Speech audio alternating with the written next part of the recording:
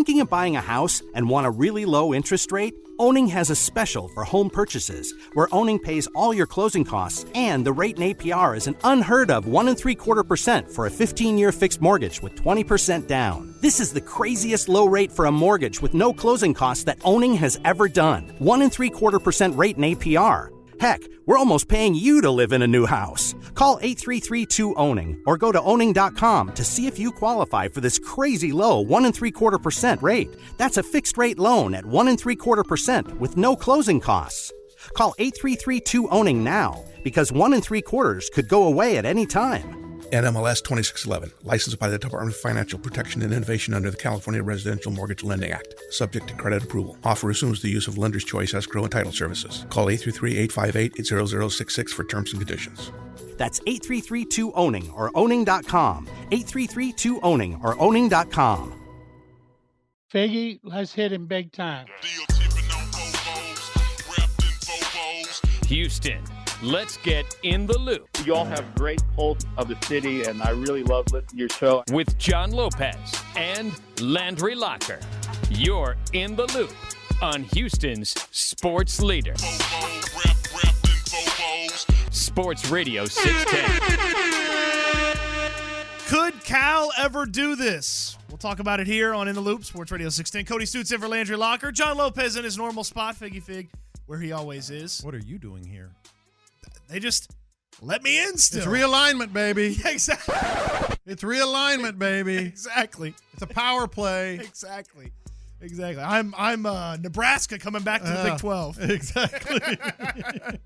That's what it is. Yeah, so we got a lot of fun stuff we're going to get into. But could Cal McNair do this? What is this? Well, let's talk about what Jerry Jones had to say yesterday. Cowboys getting going out in Oxnard. And Jerry Jones with close to 1 hour on the podium. He and Mike McCarthy and company. What he does. Yeah, holding court as only Jerry Jones can. And Jerry was asked about Jimmy Johnson, who's headed into the Hall of Fame. He was asked about Jimmy and some of the things that they went through together. Mm-hmm. And listen to what Jerry had to say about the now soon-to-be Hall of Fame coach, Jimmy Johnson. We had a great run of it. He's a great coach, and I'm proud to have him as a friend and proud to have had the times that we had. We just had a great experience. Do you think you could answer Barry's question now? I've never been able to know why. I f***ed it up. That, not just that, but anything else. No, I can't answer those questions. So a matter of 20-something seconds, you get Jerry Jones choking up at the thought of Jimmy Johnson and the Cowboys. Yeah. As well as, I bleeped it up, okay? Mm-hmm. I bleeped it up. Now, John, I ask you this. Could you ever, in your wildest dreams, imagine Cal McNair sitting on a stage lamenting how he let the Houston Texans get away from him in 2019, 2020, 2021, and saying, I bleeped it up? Could you ever in a million years see Cal McNair saying something like that? Now, I don't think Cal would cuss. You never know. You never know. He's very smart. You never know. But could you ever see Cal doing or saying something like that? I actually could.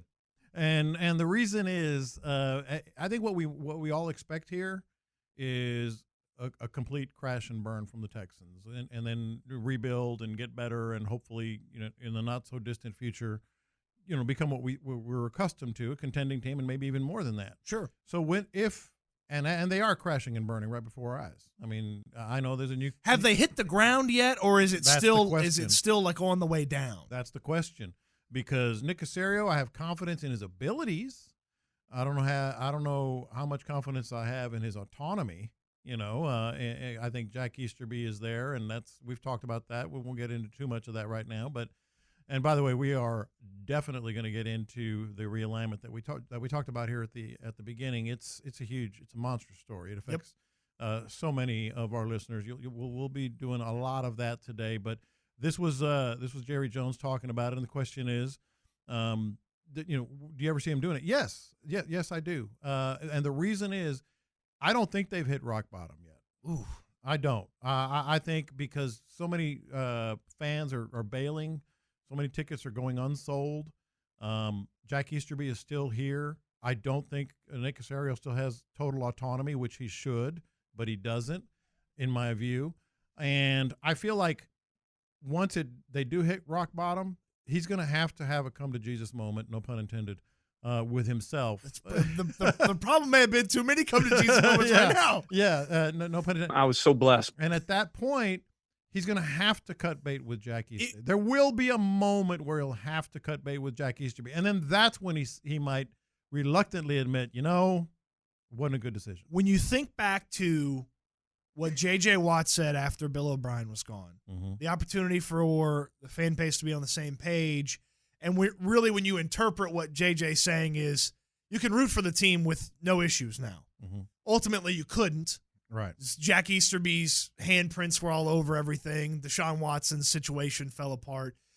The thing with Cal McNair's press conference, if he ever has one of these Jerry Jones moments, is he's got to have almost like a double apology. Jerry's like, hey, I messed up Jimmy. We still won another Super Bowl, though. Right. Cal's going to have to say, hey, I let a guy who had no reason to run football no qualifications. No qualifications, no history, no background that says he could run football. I let a guy without any qualification run my football team for a couple of years. Oh, and by the way, I ticked off the star quarterback and he wanted out. Right. And because regardless of what Deshaun Watson did or didn't do with 20, 30, 50 massage therapists, he still wanted out of Houston before all that happened. Absolutely. And if you believe some of the reports, a lot of that, a portion of that was Cal McNair driven. Hey, we're going to listen to you. Hey, we want your opinion. Hey, Nick Caserio's the GM. Hey, what the heck? Yeah. Cal McNair's almost got a much bigger press conference. Like Jerry's saying, I bleeped it up. Yeah, you did. Oh, instead of one additional Super Bowl, you would have got 2 additional Super Bowls, Jerry. It's not that terrible. Obviously, it still Jack Easterby will not be in the Hall of Fame. Right. That's true.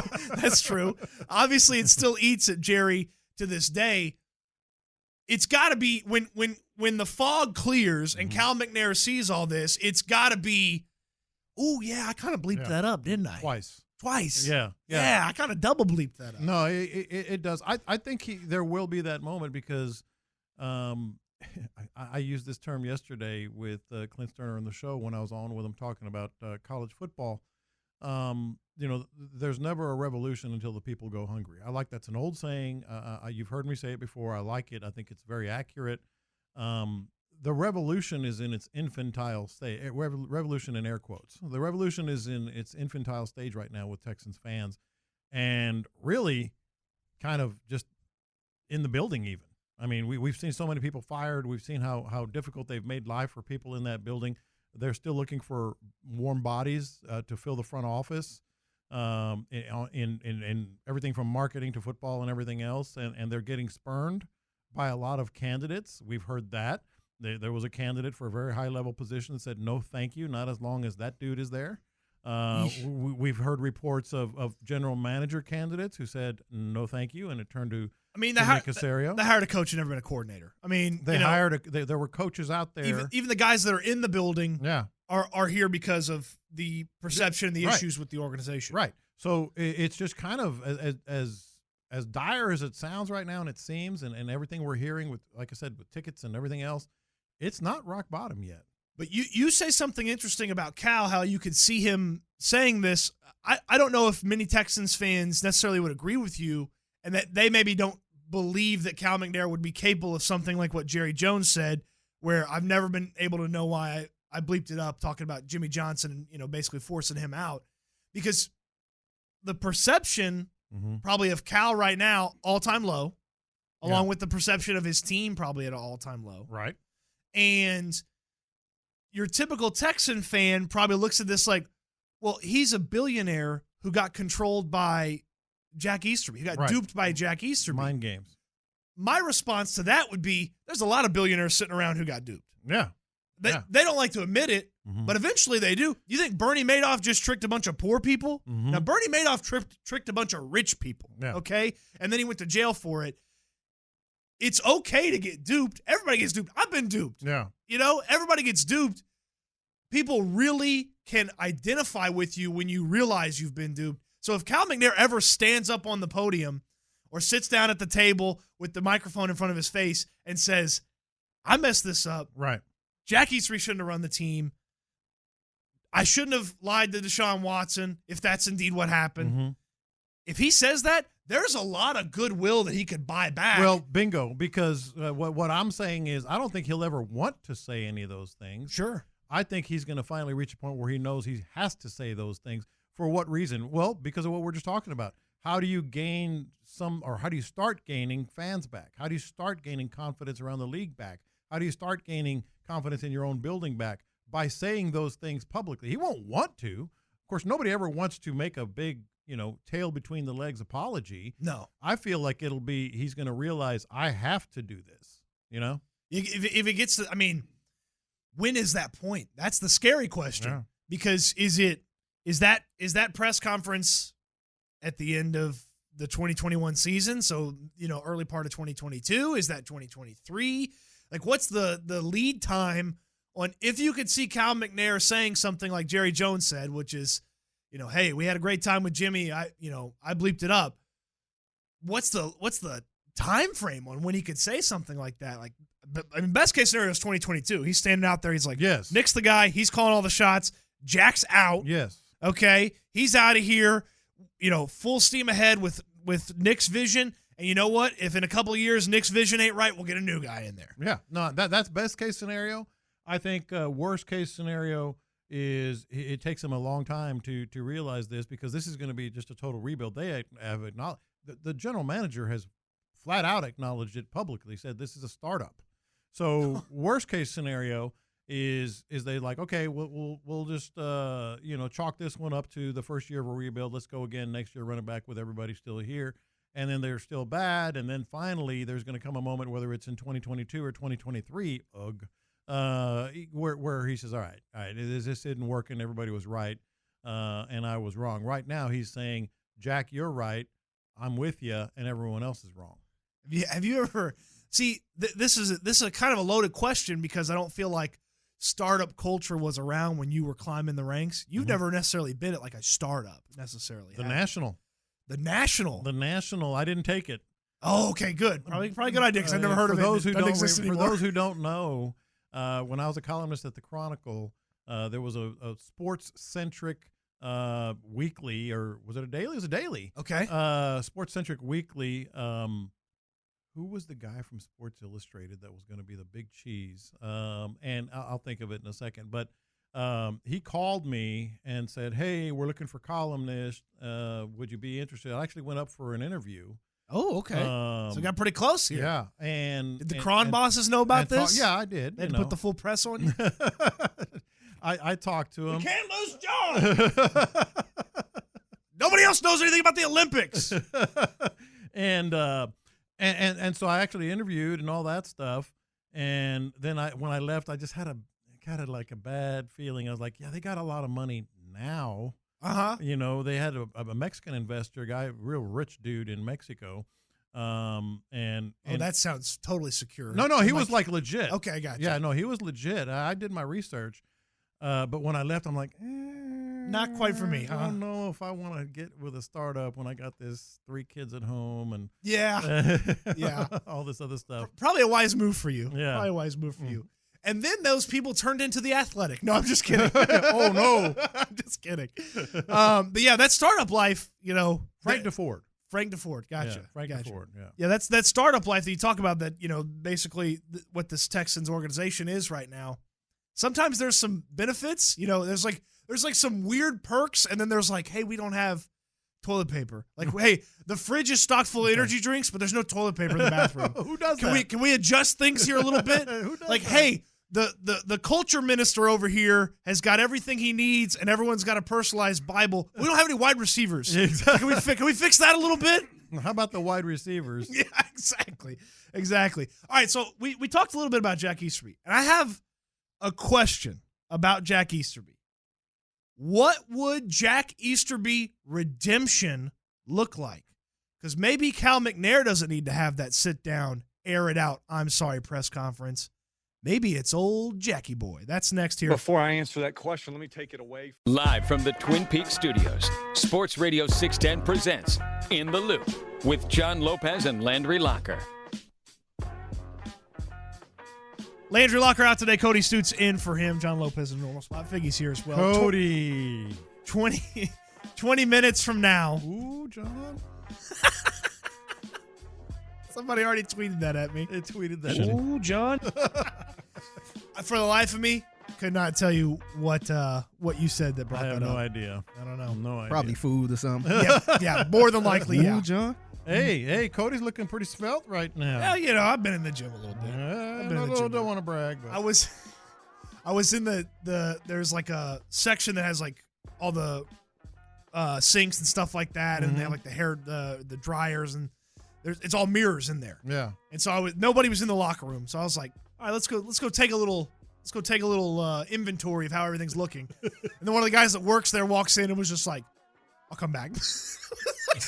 I don't want to see this. Thinking of buying a house and want a really low interest rate? Owning has a special for home purchases where Owning pays all your closing costs and the rate in APR is an unheard of 1.75% for a 15-year fixed mortgage with 20% down. This is the craziest low rate for a mortgage with no closing costs that Owning has ever done. 1.75% rate in APR. Heck, we're almost paying you to live in a new house. Call 833-2-OWNING or go to owning.com to see if you qualify for this crazy low 1.75% rate. That's a fixed rate loan at 1.75% with no closing costs. Call 833-2-OWNING now because 1.75% could go away at any time. NMLS 2611, licensed by the Department of Financial Protection and Innovation under the California Residential Mortgage Lending Act, subject to credit approval. Offer assumes the use of lender's choice escrow and title services. Call 833-858-80066 for terms and conditions.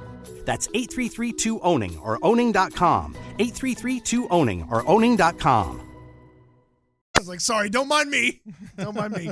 I was clothed from the waist down. I was just, I did not have my shirt on. But look at you now. Which was probably not a great Did look. you flex your muscle a little bit? Oh, yeah, absolutely. I was flexing. Everybody, when you get lots of mirrors and you're by yourself, you're hitting a little flex or something. It's like, oh, hey, is that a muscle? Nah, it's still fat. Is that a muscle? Is that a muscle? Nah. All right, 20 minutes from now, John was all over this soon-to-be college football realignment. You don't want to miss that. Okay, we'll get to all that in a bunch of different ways. How it happened 10 years ago, or is it 12 years ago now? 2010. Feels like a very, very long time. 2009, 2010. How it happened 10 years ago, how it's going to happen in the next coming years, and things like that. We'll have that all covered for you here in just a few. So we talked about Cal McNair. Could he ever have a press conference like Jerry Jones, where Jerry Jones sits there and takes the blame for messing up Jimmy Johnson in the situation that the Cowboys had? And we said, yeah, we could see Cal doing it. I don't know if he'd get emotional like Jerry did. I don't know if he'd cuss like Jerry did, but what if it wasn't Cal that had that press conference? Yeah. Would Jack Easterby be able to redeem himself if he sat down on the podium and just answered it all? Just answered all the questions. Why isn't DeAndre Hopkins here? Why does Deshaun Watson want out? Why are you here? Why are you here? Seriously. Yeah, why are you here? Yeah. The Astros are playing baseball, Rockets in the playoffs. Just answered it all. I mean, I'm talking about everything, getting granular with him. No time limit on the press conference. Just everything you want to know from Jack Easterby. If he sat there and answered everything, could he earn that redemption in front of the Texans fan base? Well, first of all, I'm not sure what color the sky is in your world, but that's the main thing. Never in a million years would he do that. I mean, he may have a press conference at some point because so many people are asking, but I think we're going to hear a lot of deflection, a lot of before I answer that's and stuff like that, and talking about this is Faith, family, football, two families, et cetera. I don't think in a million years he would do it. And that's the biggest issue I have with him. That's the biggest problem I have with him. For a guy who talks about accountability, there is no accountability. Yep. For a guy that talks about serving, he's not serving anyone but himself. For a guy who talks about being, here and everybody pulling in the same direction for the Houston Texans, he's not talking about those Houston Texans when he's the focal point. Well, he previously has been divisive. Absolutely. It's hard to pull everything in the same direction when you've been as divisive as Jack Easterby is, reported to have been. I mean, we remember the SI articles. Absolutely. And people walking around on pins and needles around the guy. That's the biggest thing, John, is even if he talks, even if he allows people to ask him questions, it's going to be deflection. It's going to be pass the buck. Right. It's going to be there's no way that Jack Easterby would. And by the way, he doesn't have to. Right. No one's going to make him. They're allowing him to get away with it. There's no way he would, and he doesn't have to say it was my fault.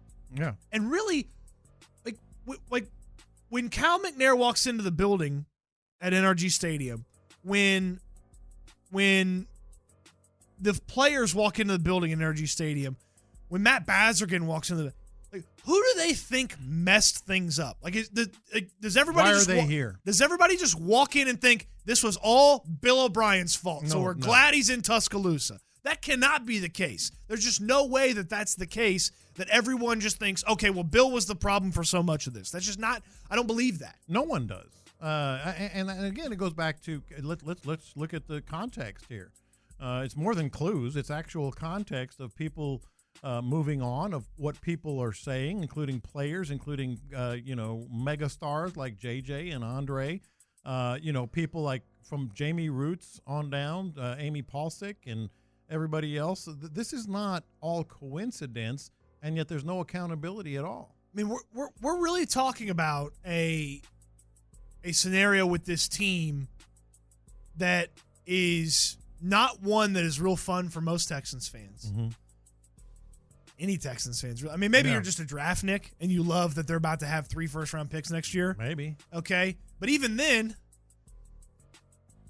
we should be talking about a team with Deshaun Watson, DeAndre Hopkins, and then the twilight of J.J. Watt's career. That's what we should be talking about. Right. And if those guys had been here, and Will Fuller, and if those guys had been here the past, if there's no Hopkins trade, and those guys had been here and we were going forward, and this was still where the Texans were, like kind of bumping their head on that glass ceiling of the AFC where you can't quite reach the Kansas City Chiefs, you can't quite reach the Baltimore Ravens. I think we'd all be okay with that. Like it'd be much more preferable than the scenario that we're in now. There's still a chance for some tweaking, some luck, some moving and shaking with the right general manager. This wasn't bad luck. The Texans are here not because, wow, darn the luck. No, man. This wasn't bad luck. And if they try to sell it as that, just a tough situation, that we have to be in this, in this position now. No, it's not a tough situation. It was done. It was planned. You've had those friends that are in a bad spot. And they're always, woe is me. Like, oh, man, wish this had broke my way, and you just look at him and you're like, pal, you did this to yourself. Right. Like you didn't put the work in, or you made the bad decision, or you spent your, government check on gambling away. What is it? The stimulus check. Right. You gambled your stimulus check away. We all have those friends that, 8 and 10 different bad things happen to them, and every time they're like, man, it was just like one of those things. You can have one of those things. It is possible, and it does happen a lot. Yeah. But you can't have one of those things 8 times. You can't have just one of those things when it comes to Jamie Roots, when it comes to Amy Palcic, when it comes to DeAndre Hopkins, when it comes to Will Fuller, when it comes to J.J. Watt, when it comes to Deshaun Watson. Those are not like, oh, darn the luck. It's just one of those things. No, it's not. Well, I mean, and there's we list off the big names, but there's been a mass exodus. And a bunch of others, yeah. The equipment guy, and this guy, and that guy. And, the cap guy. Chris Olsen, the best in the league. Right, exactly. I mean, you literally respected as the best in the league, and they were okay with the cap when he was here. Right after he gets pushed out by Jack Easterby and Bill O'Brien at that time, right after that, they give away some of the worst contracts ever. They give Whitney Merciless this money. They get, it's crazy. Nick Caserio has to write a book one day, because when he walks in and he's like, who messed up the cap? And then everyone looks around and they're like, that would be Jack Easterby. Jack? Yeah. Why is that guy unhappy? Jack? Yeah. And then he's looking at his buddy, and Easterby's over there just grinning. Yeah. Like, what's the question? The answer is Jack. Yeah. Okay. Whatever you ask me, the answer is Jack. You're probably not wrong. Thank you so much, John. I hope you're well. Yeah, I am. I'm well. Couldn't be better. Good Lord. Man. You were well into this big story across the land. It's really the story of sports right now. I've got a story about the story that we're going to get into because also. it changes the landscape of college football, and when the landscape of college football changes, that changes the landscape of pretty much every other college sport. Correct. All right, let's get into that. How do we? We're going to localize it with OU, Texas, sights on the SEC. What's that mean for the Aggies, LSU, UH, your favorite football team? We got all the angles. And, oh, by the way, we got the inside scoop because the OG had it before anybody else did. That's next year on the Loop Sports Radio 610. We're making the stories from outside the loop matter to you. This is Localize It, presented by Westside Lexus. You're in the loop on Houston's sports leader. Sports Radio 610.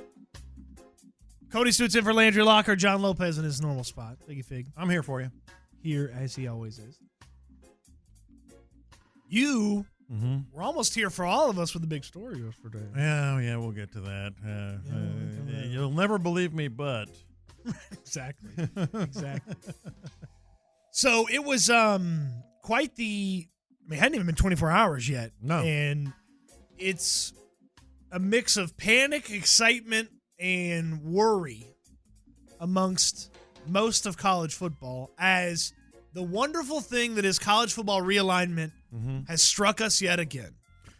It has. Now, look, this is obviously this is a huge landscape, paradigm shifting a story if it comes true. We'll get into the if it comes true part, but just the details, because as you said, I was sitting here minding my own business, trying to avoid eye contact with Landry Locker, as I often do, and my phone blew up, and it was a source, a very, very, very plugged in source to the very, very top of the SEC.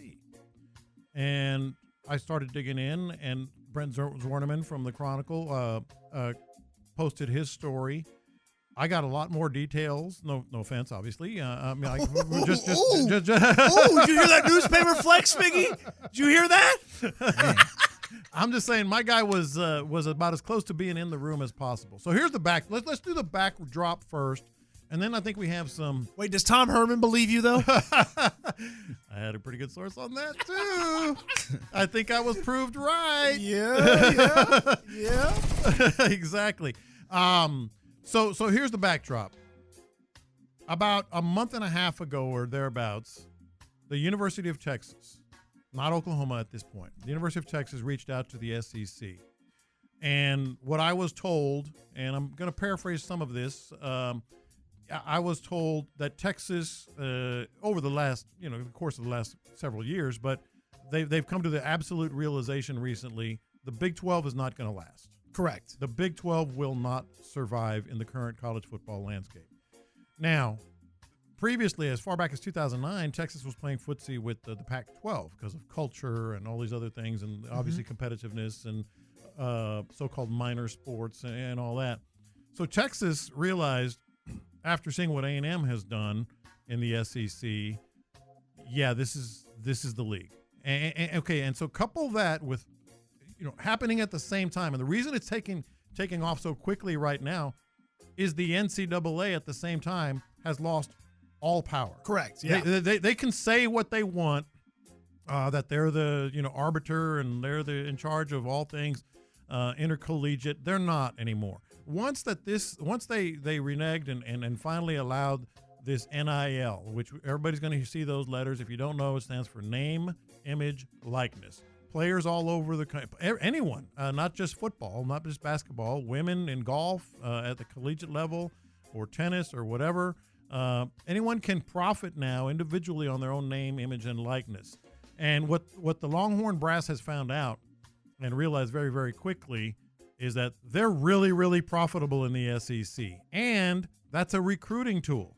Not only is the SEC the best football conference in the country, I don't think anybody would argue that, but they're the most profitable. And now, because the NCAA has lost power, the SEC is in essence running college football. They are college football's daddy. Yes, they are running college football. Greg Sankey, by the way, this is another nobody's talking about. Greg Sankey is the longest tenured commissioner of any sports. I think the Pac-12 has a guy that's been there a year. I think even less because Larry Scott's been got the old boot recently. Yeah. The Big 12 as a commissioner hadn't been there real long. How long is what's his name? I think Bowlesby's the second longest of the Power Five. Okay. Big 10 has a new commissioner in the last year as well. So Greg Sankey and the SEC is running college football. So it opened a lot of the bigwigs' eyes at Texas. Ultimately, they had a meeting about a month and a half ago. They had another meeting with the SEC commissioners, et cetera. I'm not talking about SEC media days. An actual meeting with, at the highest level about a month ago. And that's when this thing started gaining momentum. When did OU get involved? Then. Yeah. So once they had the second meeting and they're kind of getting some. Then. And for those of you that don't know, Texas and Oklahoma are trying to leave the Big 12 for the SEC. Correct. And John's sort of laying out the timeline here for us on, when this decision came up. Hey, Big 12 is not going to work for us. Where can we go? Hey, let's talk to the SEC because they're the creme de la creme. And so the question comes up, well, what does the SEC care? Yes, it's Texas and it's Oklahoma. These are blue blood programs, but they already have a new television contract that's going to last. That's going to kick off. They're finishing up the first one in 2025. So we're talking about a 12, 13 year. They already have a contract. Well, the reason that they're intrigued is those are blue blood programs, and we're talking about the college football footprint. If they're going to run the NCAA, they can now go into Oklahoma City, which a lot of people might roll their eyes at that. But in terms of college football markets, percentage of televisions put on college football on any given Saturday, Oklahoma City is number 8 in the country, believe it or not. Number 8 in the country.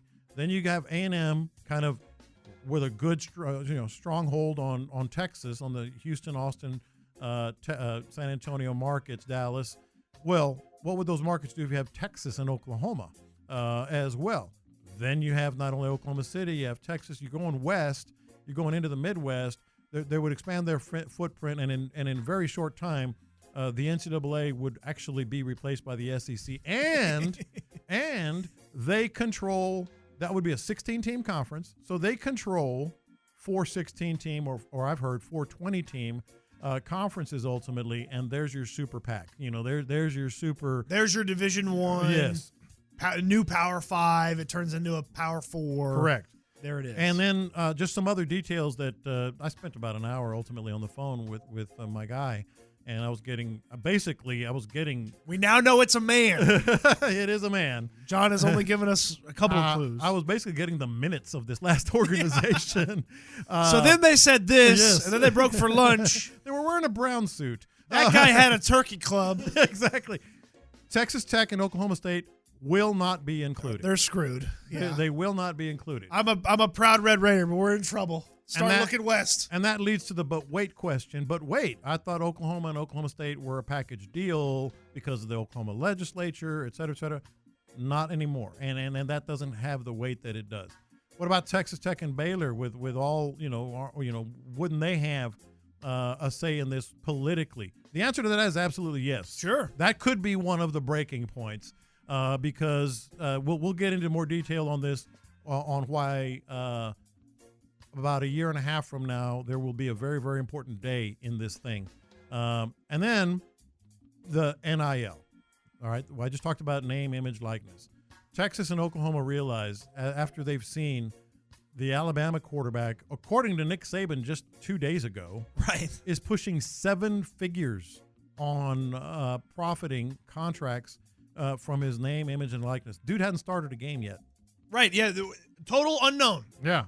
He's played a little bit. A little bit, and certainly a highly recruited kid. Yeah. But as far as in control of Alabama's offense, at the helm of the monster that is Alabama, he hadn't done anything right Spencer now. Rattler, probably the biggest name of the two programs, Oklahoma and Texas, is not making 7 figures. No. So when you sit down in a recruit's home moving forward, you can say This dude's making seven figures. This guy's making $300,000. Just last week, Texags, which is the biggest, fan page in all of college football, they paid. This feels dirty, but it's absolutely legal. They paid two A&M players $10,000 a piece. Isaiah Spiller, the running back's one of them. Spiller was one of them. I think it was the safety, the other one. Right. They paid them $10,000 a piece to sit down for like a 40, 45-minute interview. So Oklahoma and Texas are like, we can't compete with that. We can't do that. No, our NIL is not going to compete with that. So it's a recruiting thing too. The thing that I think is really important about this that you need to understand is this is not. It is so hard for us to think about in college football. Like, how often do you really think about college football more than 3 or 4 years in the future? Because, that's when your big-time freshman gets on campus, and you're like, man, this freshman quarterback's going to be awesome. Hopefully 3 years, maybe 4 years of him. He's only a sophomore. Our offensive line's 4 seniors. We've been waiting for these guys for 3-4 years. So you think about college football in 3, 4, and sometimes 2-year stints. Like, if you're Ohio State, you don't even learn the depth chart's name because everybody's awesome. Yeah. And that they're going to be awesome when they start starting. So you think about college football in 2, 3, and 4 year stints. Yeah. This is a 20, 30-year thought process. When that the SEC is going through, that UT and OU is going through. Because you mentioned the TV contracts already signed, so delivered. Now, does ESPN have to put a little extra cheese on the Whopper to make sure that Oklahoma and UT get theirs? Yeah, they do. Yeah. But that next contract and then the streaming rights and the ability to just watch your team on your phone or your smart TV and not have to have big cable and all that kind of stuff. Yeah. This is a big picture, long-term thought process. Yes, and Arbo and Lofton was the president at Texas A&M. He's retired now. When the Aggies in 2009, 2010 started leaning toward the SEC. He called it a 100-year decision in his press conference. To your point, he called this is a 100-year decision. That's what Texas and Oklahoma are looking at. They're also looking at, and I absolutely know people are going to roll their eyes, well, you're just an Aggie, John. I want you to tell me if I'm wrong. They are looking at what A&M has done since they've gotten to the SEC. Absolutely. 2 top 5 finishes in the last 6 or 8 years. Recruiting, this is another factor on why it was so attractive.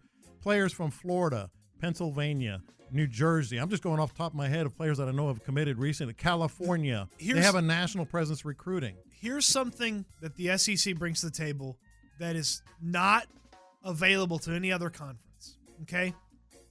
If Ohio State doesn't win the Big Ten, it's a failure. Yeah. If Oklahoma or Texas don't win the Big 12, it's a failure. USC, you didn't win the Pac-12, failure. Oregon, same thing.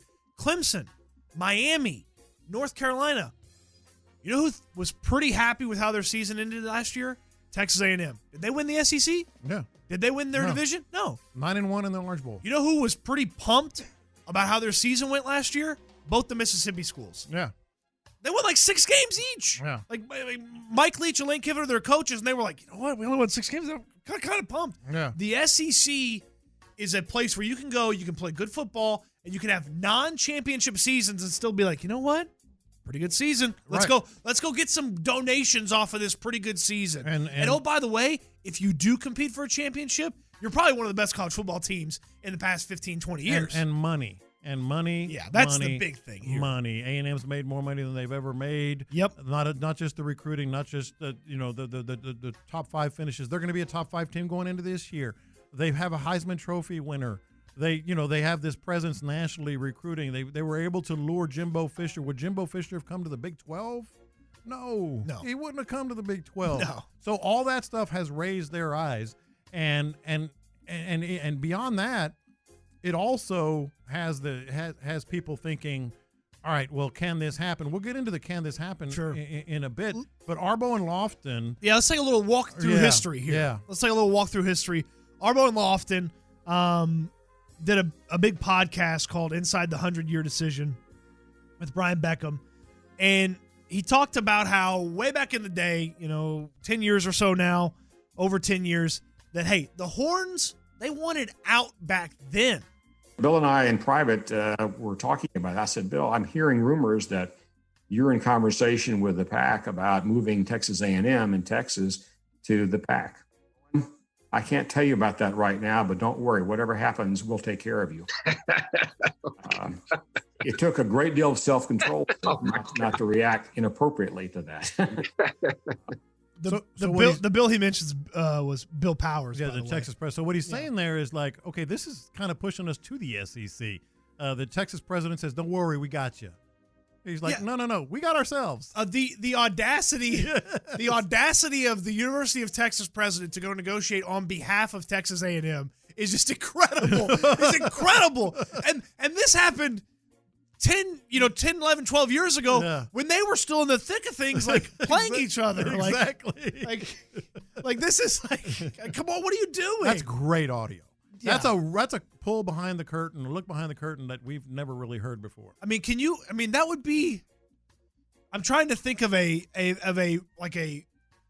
be akin to your wife coming in here and negotiating, next deal. When you were going to go to the National, that'd have been akin to your wife negotiating with the National. I got this. When you were at the Chronicle. I got this. Oh, no, John would like to go to this startup that no one's ever heard of. Where is it? Yeah. New York. Yeah. Hold on, the investors in Mexico? What's going on here? What's going on here? What's going on? So not only did he negotiate, but it sounds like Texas sort of promised something they couldn't deliver, because Bowen goes on that he hung out with Larry Scott, the Pac-12 commissioner at that time, or I guess the Pac-10 at that time. Yeah. He hung out with the Pac commissioner, and listen to what Larry Scott did. Ultimately, Larry called me. Larry Scott called me and said, "I'm going to come see you." And he showed up here, and he had a plan for a 16-team conference called the Pac-16 with 2 divisions, North and South. And he had already scheduled every game in every sport. Oh, gosh. That took months of work. This wasn't a momentary thing. This was a long-term commitment he had made with Bill Powers as his consultant here to prepare for receiving not just 2 teams, but more than 2 teams to the Pac. I mean, so he's sitting there not even knowing, like, wait, what? They've already got us scheduled in volleyball? I mean, what's going on here? It is so those 2 clips behind the curtain, kind of what really happened in 2009, 2010, the Longhorns and Bill Powers in particular, according to the now retired, no reason to lie, Arbo and Lofton, we're making the decision for you. That kind of is what pushed A&M even harder. They were already kind of looking even harder to go to the SEC. Yeah. And now Texas and Oklahoma says, you know what, our bad. All right, couple more comments from Lofton I want to get to. Plus, there are 2 teams that are going to play at NRG Stadium to start college football season. Where are those 2 teams? The University of Houston Cougars and the Texas Tech Red Raiders. Where are they going to end up? Where's your favorite team going to end up? Where's Baylor going to end up? I don't think anybody cares, but, McClainer does. The McClainer needs to know. Maybe the McClain's got the inside scoop on the Baylor side. Pool. Yeah, let John start throwing his weight around, see where Baylor ends up, okay? All right, so more on this. Where's your favorite college football team going to end up in all this? Are they going to end up in the Mountain West or the Pac-12 or the SEC? We'll dive into all that and more. I'm Cody Stutz in for Landry Locker, John Lopez, in the Loop, Sports Radio 610. Thinking of buying a house and want a really low interest rate? Owning has a special for home purchases where Owning pays all your closing costs, and the rate in APR is an unheard of 1 3/4% for a 15-year fixed mortgage with 20% down. This is the craziest low rate for a mortgage with no closing costs that Owning has ever done. 1 3/4% rate in APR. Heck, we're almost paying you to live in a new house. Call 833-2-OWNING or go to owning.com to see if you qualify for this crazy low 1 3/4% rate. That's a fixed rate loan at 1 3/4% with no closing costs. Call 833-2-OWNING now, because 1 3/4 could go away at any time. NMLS 2611, licensed by the Department of Financial Protection and Innovation under the California Residential Mortgage Lending Act, subject to credit approval. Offer assumes the use of Lender's Choice escrow and title services. Call 833-858-0066 for terms and conditions. That's 833-2-OWNING or owning.com. 833-2-OWNING or owning.com.